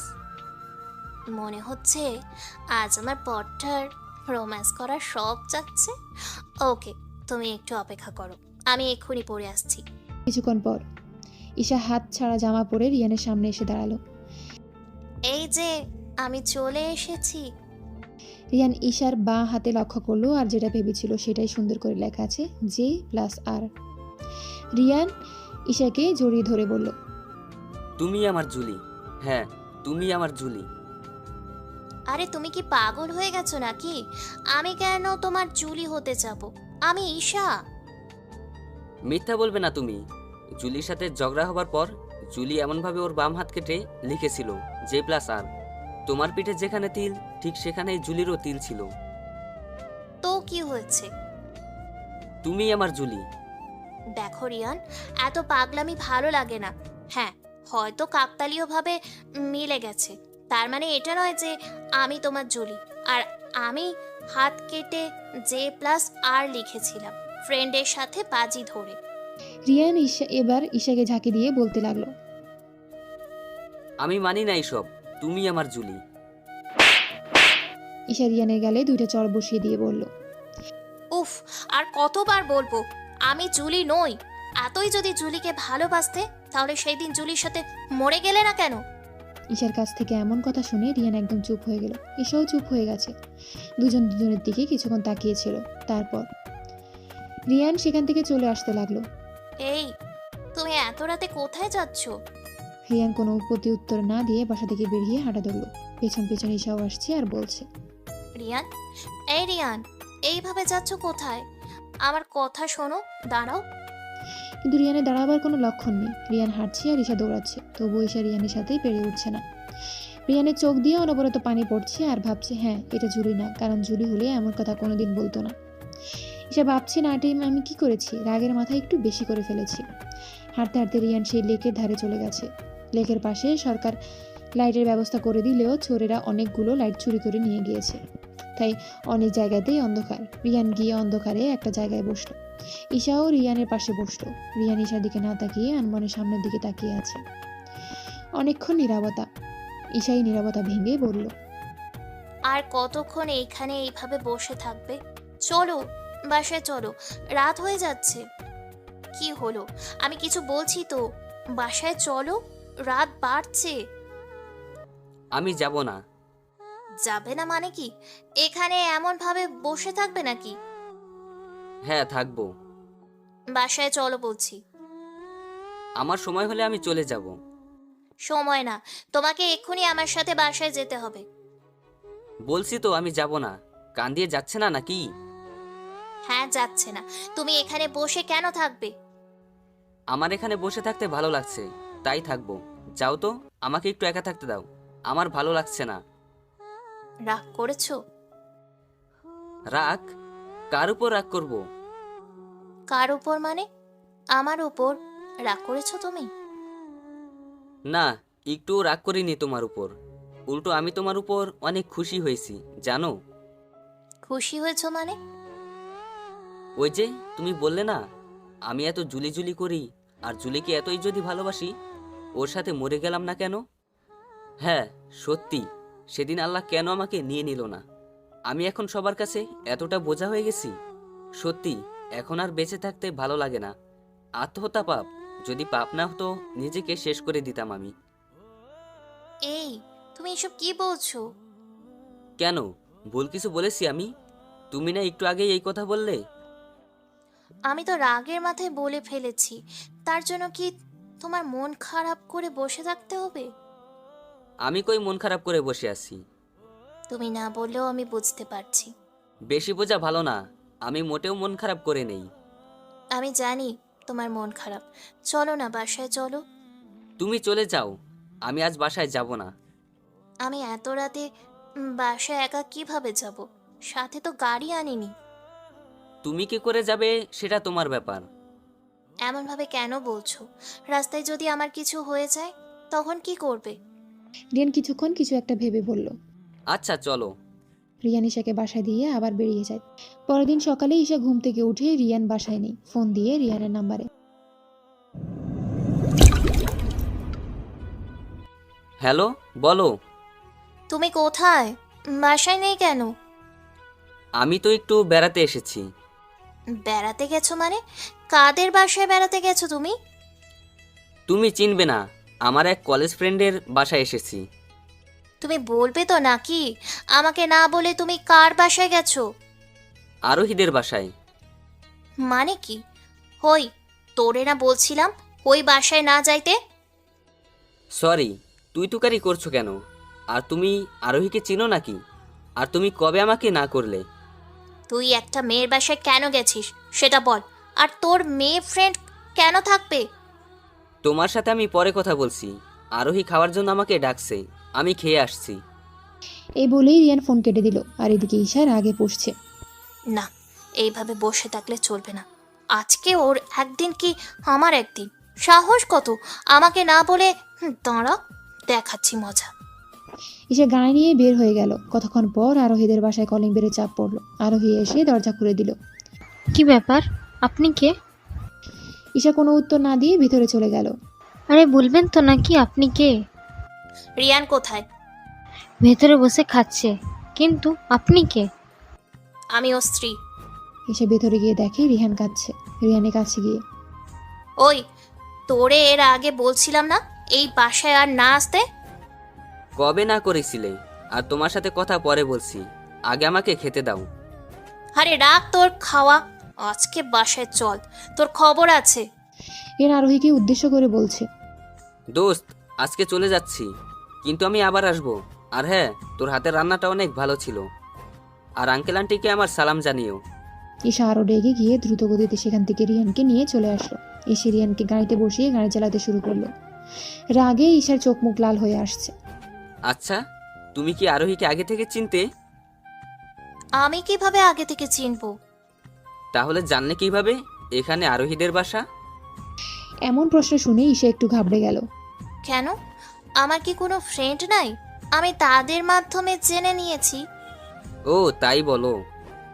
এখন আর একটা কথা হবে না, তোর সাথে আমার বোঝাপড়া হবে বাসায় গিয়ে। সে বাসায় গিয়ে বোঝাপড়া করো। আর যাই বলো, আরোহীর হাতের রান্নাটা সেই লাগছে আমার, একদম সেই আগের মতোই আছে। উফ, আরোহীর নাকি এখনো বিয়েই হয়নি।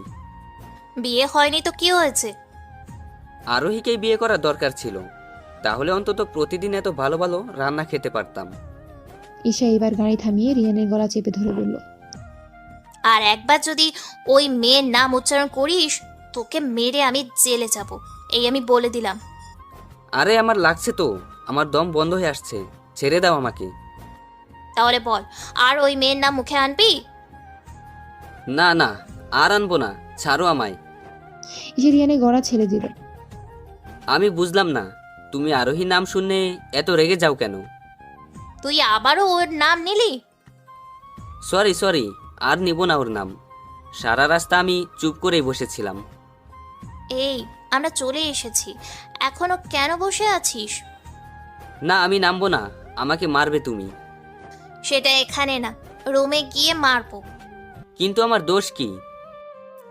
সেটাও রুমে গিয়ে বলবো। এই বলে রিয়ানকে গাড়ি থেকে নামিয়ে জোর করে ধরে রুমে নিয়ে গেল। তারপর রুমের দরজা বন্ধ করে দিল। এই, দরজা আটকালে কেন? যাতে করে তুই পালিয়ে যেতে না পারিস, হারামি। রিয়ানকে ধাক্কা দিয়ে বিছানার উপর ফেলে দিয়ে বলল, তোকে বলেছিলাম আমি ওই বাসায় না যেতে। না, তুমি বলনি, জুলি বলেছিল। সে যেই বলুক, তবুও তুই গেলি কেন? জুলি কষ্ট পাবে বলে আমি যেতাম, কিন্তু এখন তো জুলি নেই, তাই। জুলি কষ্ট পায় না সেটা ঠিক আছে, কিন্তু অন্য একজন ঠিক কষ্ট পাচ্ছে। এই বলেই বুকের উপর কিলঘুষি শুরু হয়ে গেছে। আরে আমার লাগছে, ব্যথা পাচ্ছি তো। ব্যথা পাবার জন্যই তো দিচ্ছি, আমাকে কষ্ট দিলি কেন তুই? আমি কিভাবে তোমাকে কষ্ট দিলাম? তুই জানিস না আমি আরোহীকে সহ্য করতে পারি না। আমি জানতাম জুলি সহ্য করতে পারে না, কিন্তু তুমিও যে পারবে না সেটা জানতাম না। আর কেনই বা পারো না? কারণ ওই ডাইনি তোকে প্রপোজ করেছিল। তুমি সেটা জানলে কিভাবে? আমাকে রাত্রি বলেছে। একদম মিথ্যা বলবা না, এটা আমি আর জুলি ছাড়া কেউ জানে না। তাহলে তুমি আমার জুলি, বলো। রিয়ানের কথা শুনে ঈশা রিয়ানকে ছেড়ে দিয়ে বলল, আমার কাজ আছে, আমি গেলাম। ঈশার এমন ব্যবহারে রিয়ানের সন্দেহ আরও বেড়ে গেল। আর জুলি আর রিয়ান যেই কথা জানতো সে কথা ঈশা জানলো কিভাবে সেটা ভাবার বিষয়। এটাই আমার জুলি, হ্যাঁ এটাই জুলি। তবে আমার কাছ থেকে লুকিয়ে থাকছে, নাকি লুকিয়ে থাকার পেছনে অন্য কোনো কারণ আছে? না, এইবার আমাকে আরো বড় প্ল্যান করতে হবে। যদি এটা জুলি হয় তাহলে ও নিজে স্বীকার করবে ও জুলি। রিয়ান নিচে চলে গেল। দেখে ঈশা জুলির আম্মুর সাথে বসে কি জানি গল্প করছে। রিয়ানকে দেখে জুলির আম্মু বলল, আপনার মেয়ে মানে? কার সাথে? ঈশা, আমার মেয়ে তো তুমি, ওকে কাঁদিয়ে ঠিক করনি। আমি কিভাবে ওকে কাঁদালাম? তুমি আরোহীর বাসায় কেন গিয়েছিলে? আম্মু, জুলি আমাকে বলেছিল আল্লাহ না করুক যদি জুলির কোনোদিন কিছু হয়ে যায় তখন তো আমি একা হয়ে যাব। কিন্তু আমি যদি এমন কাউকে খুঁজে পাই যে আমাকে জুলির মতো করেই ভালোবাসবে, তার সাথে রিলেশন করতে। না আম্মু, আমি কোনোদিন ওকে এই। কি হলো, থেমে গেলে কেন? আর আমি এমন কাউকে খুঁজে পেয়েছি, তাই আমি তার সাথে রিলেশন করব। জুলিকে দেওয়া কথা আমি ফেলতে পারবো না। তার মানে কি রিয়ান, তুমি কি এখন ঈশাকে ছেড়ে অন্য কারোর সাথে রিলেশন করবে নাকি? দেখুন আম্মু, জুলিকে আমি নিজে থেকেও বেশি ভালোবাসতাম। ও চলে যাবার পর আমি অন্য কাউকে খুঁজে দেখিনি, কিন্তু কাল যখন আরোহীর বাসায় গেলাম তখন আমি বুঝতে পারলাম আরোহী আমাকে জুলির মতো করেই ভালোবাসে। তাই আমি আরোহীর সাথে রিলেশন করে জুলিকে দেওয়া কথা রাখতে চাই। খেয়াল করে দেখলাম ঈশা আমার দিকে কেমন করে যেন তাকিয়ে আছে। চলে আসলাম রুমে। কতক্ষণ পর ঈশা আসলো। রিয়ান, তুই একটু আগে যা বলছিলে সব কি সত্যি? আমি অন্যদিকে তাকিয়েছিলাম, তবে বুঝতে পারছিলাম ঈশা কান্না করছে। হ্যাঁ, যা বলেছি সব সত্যি। তাহলে সেটা আমাকে আগে বলতে। আমাকে বলার সুযোগ দিলে তো বলবো। তুমি আরোহীর সাথে রিলেশন করতে পারবে না। তাহলে তুমি স্বীকার করো, তুমিই আমার জুলি। রিয়ান, আমি যে নই সেটা কেন স্বীকার করব? আমি জানি তুমিই আমার জুলি। তুমি ভুল জানো। তার মানে কি তুমি আমার জুলি না, তাই তো? হ্যাঁ ঠিক তাই, আমি ঈশা। তাহলে তোমার কথা আমি রাখতে পারলাম না, সরি। কেন রাখতে পারবে না? কারণ আমি জুলিকে কথা দিয়েছিলাম যে... মিথ্যা বলবা না তুমি, এই রকম কোনো কথা দাওনি। সেটা তুমি জানবে কিভাবে আমি জুলির কাছে কোনো কথা দিয়েছিলাম কিনা? কারণ তুমি কি? আমি তোমার বউ। হ্যাঁ বউ, তো কি হয়েছে? তাই তুমি আরোহীর সাথে কোনো প্রকার রিলেশন করতে পারবে না। সেটা আমি বুঝে নিব। ওই, আমি যেটা বলছি কান দিয়ে যাচ্ছে না নাকি? ভালোভাবে বলছি, তাই হজম হচ্ছে না? আমি থাকতে আবার অন্য মেয়ের সাথে রিলেশন একদম মেরে ফেলবো। মেরে ফেলো, তাও আমি জুলির কাছে তাড়াতাড়ি যেতে পারবো। না, মারবো না। ওটাও একটা ডাইনি, ওর জন্য এখনো আমি আমার স্বামীর ভালোবাসা পাইনি। এই, বেলা অনেক হয়ে গিয়েছে, আমার ক্ষুধা লাগছে। তুমি না ওখান থেকে খেয়ে আসলে? খেতে দিলে তো খাবো, মাত্র খেতে বসেছিলাম আর তুমি আমাকে নিয়ে আসলে। বেশ করেছি, আমি থাকতে কেন তুমি ওর হাতের রান্না খাবে? আমার ইচ্ছে হয়েছে তাই খেয়েছি। গুল্লি মারি তোমার ইচ্ছার, নিচে চল, খেতে দিচ্ছি। এমন ভাবে বললে আমি যাব না। জানো আরোহী আমাকে কত সুন্দরভাবে খেতে ডাকছিল। কিভাবে ডাকছিল? আমি ঘুমিয়েছিলাম, আরোহী আসলো, এসে আমাকে ডাকলো, এই শুনছো, তোমার জন্য কত কিছু রান্না করেছি, খাবে চলো। আমার কথা শুনে ঈশা দুম করে আমার নাকে একটা ঘুষি দিল। আউ! সরি, আমি তোমাকে মারতে চাইনি। তোমার কথা শুনে আমার আরোহীর উপর রাগ হচ্ছিল, তাই ভাবছিলাম তুমি আরোহী। কি ব্যথা! চলো নাকে বরফ ধরবো। লাগবে না আমার, মেরে এখন আসছে আদর করতে। সরি বাবু, আমি ইচ্ছা করে দেইনি। চলো না, এই চলো। বলেই জোর করে নিয়ে গেল। তারপর যখন বরফ ধরছিল তখন জুলির আম্মু এসে বলল, কিরে, ওর নাকে কি হয়েছে? আর বলো না, জামাই আদর করতে গিয়ে একটু বেশি হয়ে গেছে তো, তাই এখন বরফ ধরতে হচ্ছে। তোমার জামাই এত দুষ্টু যে আদর বেশি পেতে চাইছিল, যার ফলে এখন এই অবস্থা।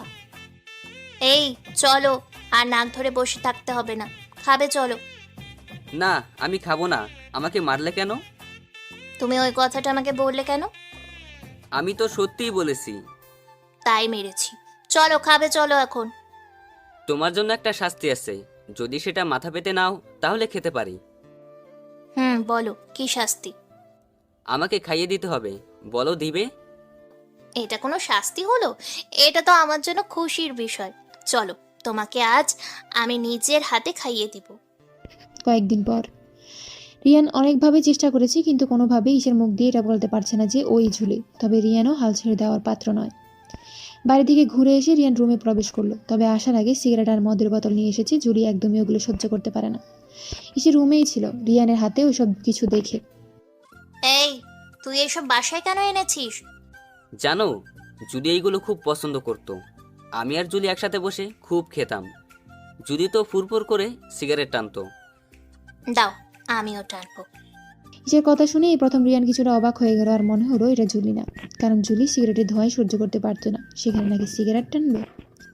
মানে তুমি সিগারেট খাবে? খাবো আমি। দাও, ফুরফুর করে টানবো। এই নাও। দাও, ওই মদের বোতলটা আমার হাতে দাও। কেন? মদের বোতল দিয়ে তুমি কি করবে? ঢক ঢক করে গিলবো। দাও আমাকে, আমি খেয়ে আবার তোমাকে দিয়ে দিচ্ছি। এই নাও, বেশি খাবে না কিন্তু, আমার জন্য রেখে দিবে। এই বলে রিয়ান ঈশার হাতে মদের বোতল আর সিগারেটের প্যাকেট ধরিয়ে দিল। মদের বোতল হাতে নিয়ে ঈশা দিল সেটাকে ফ্লোরে ছুঁড়ে, সাথে সাথে সেটা ভেঙে চুরমার হয়ে গেল। কি ভেবেছিলে চান্দু, আমি তোমাকে মদ খেতে দিব আর আমি নিজেও খাবো? নাও, এখন ফ্লোর থেকে উঠিয়ে নিয়ে খাও।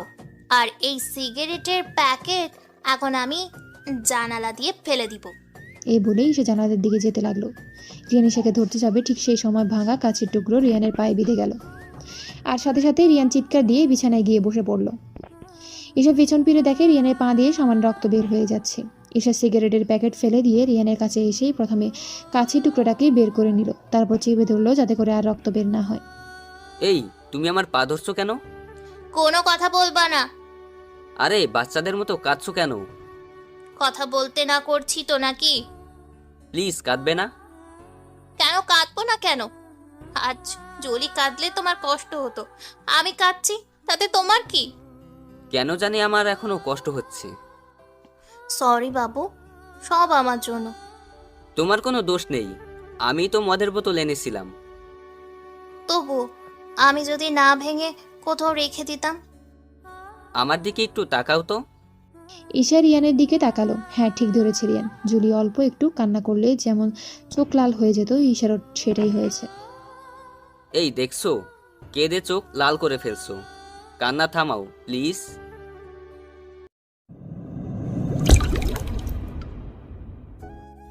এই, কান্না করতে করতে তো চোখ লাল করে ফেলেছো, এবার কান্না থামাও প্লিজ। না, থামবো না, আমি কান্না করব। কেন কান্না করবে? কেন? তুমি আমার জন্য ব্যথা পেলে, তাই কান্না করব। আচ্ছা, তুমি কান্না করলে কি আমার ব্যথা কমে যাবে? ও হ্যাঁ, তাই তো। আমি সেই কখন থেকে কান্না করে যাচ্ছি। তোমার পা কেটে গেছে, মলম দিতে হবে তো। আচ্ছা, তুমি একটু বসো, একদম উঠবে না, আমি মলম নিয়ে আসছি। ঈশা মলম আনতে চলে গেল, আর রিয়ান ভাবছে এটা একটা মানুষের সাথে অন্য একটা মানুষের এত মিল কিভাবে হয়। ঈশা মলম নিয়ে এসে রিয়ানের পায়ে লাগিয়ে দিল, তারপর ফ্লোরে পড়ে থাকা কাছের টুকরোগুলো পরিষ্কার করে নিল।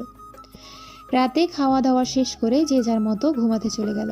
রিয়ান আর ঈশা পাশাপাশি ঘুমালেও রিয়ান কখনো ঈশাকে স্পর্শ করেনি। ঘুমের ঘোরেই হঠাৎ রিয়ান কি যেন বলছে শুনে ঈশার ঘুম ভেঙে যায়। রিয়ান, তুমি এসব কি বলছো? রিয়ান কোনো উত্তর না দিয়ে আবল তাবল বলেই যাচ্ছে। কি হলো রিয়ান, তুমি আমার কথা শুনতে পাচ্ছ না? এমন ভাবে আবল তাবল কেন বকছো?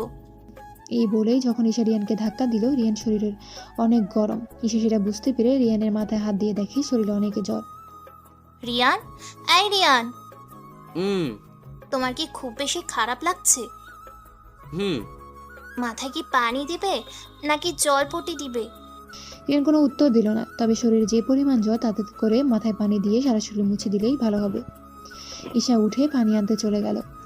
কিছুক্ষণ পর এসে বালিশের নিচে একটা বড় পলিথিন দিয়ে মাথায় পানি ঢালতে লাগলো। বেশ কিছুক্ষণ পানি দেবার পর ঈশা রিয়ানকে জিজ্ঞাসা করলো, এখন কেমন লাগছে? অনেক ভালো লাগছে, তবে আমার পাটা খুব ব্যথা করছে। তোমাকে আমি ব্যথার ওষুধ খেতে বলছিলাম, তুমি তখন খেলে না কেন? দাঁড়াও, আমার ব্যাগে জ্বরের ঔষধ আছে কিনা দেখি। ঈশা নিজের ব্যাগ খুঁজে ওষুধ বের করলো, সেটা রিয়ানকে খাইয়ে দিল। সারা রাত ঈশা ঘুমাতে পারেনি। কতক্ষণ পর পর মাথায় পানি ঢেলেছি, আর জল পট্টি দিতে তো দিয়েই গেছে। রাতের থেকে সকালের দিকে জ্বর অনেক কম। রিয়ান ঘুমিয়েছিল। ঈশা উঠে রিয়ানের জন্য স্যুপ করতে গেছে। স্যুপ করে নিয়ে এসে রিয়ানকে ডেকে তুললো। আমি উঠে বসতে পারবো না, আমার ভালো লাগছে না। একটু কষ্ট করে উঠে বসো, স্যুপটুকু খেয়েই আবার শুয়ে থেকো। রিয়ান উঠে বসলো, আর ঈশা রিয়ানকে স্যুপ খাইয়ে দিচ্ছিল। এই, তোমার চোখ এত ফুলছে কিভাবে? মনে হয় সারা রাত ঘুমাইনি, তাই এত ফুলেছে। তুমি কি কিছু খেয়েছো? না, তোমাকে খাইতে দিয়ে তারপর খাবো, আর তারপর তোমাকে নিয়ে ডাক্তারের কাছে যাব। রিয়ানকে স্যুপ খাইয়ে দিয়ে ঈশা নিজেও কিছু খেয়ে নিল, কিন্তু খেতে একদম ইচ্ছে করছিল না। তাই অল্প কিছু খেয়ে রেডি হয়ে রিয়ানকে নিয়ে বের হলো। ডাক্তার দেখিয়ে ওরা বের হলো। এই, আমার না ঘুরতে যেতে ইচ্ছে করছে। কি বলো, এই শরীর নিয়ে তুমি ঘুরতে যাবে? হ্যাঁ চলো না, আমরা ঘুরতে যাব। চলো চলো। আচ্ছা বাবা, যাব, কিন্তু কোথায় যেতে হবে বলো? আমরা পাহাড় দেখতে যাব। এই, তুমি কি বলো, এই শরীর নিয়ে এত দূর জার্নি করে যেতে পারবে? যেতে তো আমাকে হবেই, চলো। ঈশার কোনো উপায় না পেয়ে যেতে লাগলো, কিন্তু পাহাড়ের রাস্তায় ঢোকার আগ মুহূর্তে রিয়ান বলল, আমি পানি খাবো, গাড়িতে পানি আছে? না, পানি নেই। আচ্ছা, তুমি একটু বসো, আমি ওই দোকান থেকে পানি নিয়ে আসছি। ঈশা ফানি আনতে গেল। ফানি কেনা শেষে যখন ফিরে তাকিয়েছে তখন থেকে গাড়ি নেই সাথে, রিয়ানও নেই। ঈশা তো অস্থির হয়ে গেল। রিয়ান গেল কোথায়? কোনো উপায় না পেয়ে ঈশা রিয়ানের নাম্বারে কল দিল। হ্যালো, তুমি কোথায়? আমি তো পাহাড়ি রাস্তায় ঢুকে গেছি। মানে কি তুমি গাড়ি ড্রাইভ করছো? হ্যাঁ করছি, জানো একটুর জন্য ট্রাকের সাথে ধাক্কা লাগাইনি। রিয়া তুমি কোথায়? আর যেখানে আছো সেখানেই ব্রেক করো, সামনে আর একটুও যাবে না। সেটা বললে হয়? আজ আমি জুলির কাছে চলে যাব। চুপ শয়তান, এইসব কি বলছো? হঠাৎ বিকট একটা শব্দ আসলো। হেই রিয়ান, কি হলো? তুমি ঠিক আছো তো? আরে হ্যাঁ, শুধু গাড়িটাকে গাছের সাথে ধাক্কা লাগিয়ে দিয়েছিলাম। দেখো রিয়ান, তুমি কিন্তু বেশি বাড়াবাড়ি করছো। সেটা তুমি করছো। তুমি জুলি হওয়া সত্ত্বেও দিনের পর দিন ঈশার অভিনয় করে যাচ্ছ। আমি জুলি না। হ্যাঁ মেনে নিয়েছি তুমি জুলি না, তাই তো আমি আমার জুলির কাছে চলে যাব। গাড়ির স্পিড এখন 80+। হেই, স্পিড কমাও। এমন রাস্তায় কেউ এত স্পিডে গাড়ি চালায়? কিছু হয়ে যাবে তো। হবার জন্যই তো চালাচ্ছি। আমি জুলিকে ছাড়া থাকতে পারবো না। আর শুনো, তোমার সাথে আমি অনেক অন্যায় করে ফেলেছি, আমাকে মাফ করে দিও। মাপ? কিসের মাপ? আর কত কষ্ট দিবি তুই আমাকে? হ্যাঁ, আমি তোর জুলি। সেই দিন আমি মরিনি, মরেছিল আমার ছোট বোন অধর। সত্যি তুমি আমার জুলি তো? আমি জুলি। আমি বিশ্বাস করি না। তুমি যদি জুলি হও তাহলে তুমি আমাদের মাঝে ঘটে যাওয়া একটা ঘটনা বলো, যেটা আমি আর জুলি ছাড়া কেউ জানে না। তুই আর আমি একবার ঘুরতে গেছিলাম, সেখানে ওই এলাকার মুরব্বীরা আমাদের নানানভাবে অপমান করেছিল। হ্যাঁ তুমি আমার জুলি। ওকে, আমি আসছি। রিয়ান ফিরে আসলো। জুলিয়া তখন নানান চিন্তার মধ্যে ছিল। রিয়ান ফিরেছে সেটা দেখে অনেক স্বস্তি পেল, কিন্তু গাড়ির অবস্থা খুব খারাপ হয়ে গেছে। হেই, তুমি ঠিক আছো তো? তোমার কোনো ক্ষতি হয়নি তো? আমি একদম ঠিক আছি। এখন সব আমাকে বলো, কেন এই নাটক করলে? বলবো, সব বলবো বাসায় গিয়ে। তারপর জুলি গাড়ি ড্রাইভ করে বাসায় আসলো। ওরা সোজা রুমে চলে গেল। হ্যাঁ বলো, এতদিন কেন এত নাটক? আর তোমার যমজ বোন ছিল, সেটা আমাকে বলনি কেন? হ্যাঁ, ও অনেক ছোট থেকেই নানুর বাসায় থাকে। আর সেই দিন যখন আমি বের হচ্ছিলাম তখন অধরা আমাকে বলল ও নাকি তোমার সাথে ঘুরতে চায়। আমি অনেকবার না করা সত্ত্বেও ও জেদ করে তাই ওকে পাঠিয়ে দেই। সেই দিন আমি তোমার সাথে থাকতে হয়তো আমি বেঁচে থাকতাম না। ওর মৃত্যুর জন্য তোমাকে দায়ী করেছি, তাই তো। আর তোমার সামনে এসে এটা কখনো বলিনি তোমার জুলি মরেনি, বেঁচে আছে। আর তাই কয়েকদিন দেশে থেকেই আমরা চলে যাই লন্ডন। তোমার খোঁজ খবর সব সময় নিয়েছি, কিন্তু শুনলাম দিনের পর দিন তোমার অনেক অবনতি হচ্ছে। তাই নিজের মুখে প্লাস্টিক সার্জারি করে চলে আসলাম দেশে, যাতে করে আমাকে চিনতে না পারো। আমি জানতাম হঠাৎ করে আমাকে দেখলে তোমার বড় ধরনের ক্ষতি হয়ে যেতে পারে, আর বলতে পারবো না। যতটুকু দরকার ততটুকু বললাম। কিন্তু তারপরেও কেন আমার কাছ থেকে পরিচয় লুকালে? আমি দেখতে চেয়েছিলাম তুমি অন্য কাউকে পেয়ে জুলি মানে আমাকে ভুলে যাও নাকি, কিন্তু আমি যতটা দেখলাম আমি ভুল কাউকে ভালোবাসিনি। আমি এমন একজনকে ভালোবেসেছি যে শুধু আমাকেই ভালোবাসে। এই বলেই জুলি রিয়ানকে জড়িয়ে ধরলো। আউ! কি হলো? হাতে ব্যথা। কিভাবে পেলে? যখন গাছের সাথে গাড়ি ঘষে গেল তখন পেয়েছিলাম। হ্যাঁ, তুই তো একটা হারামি।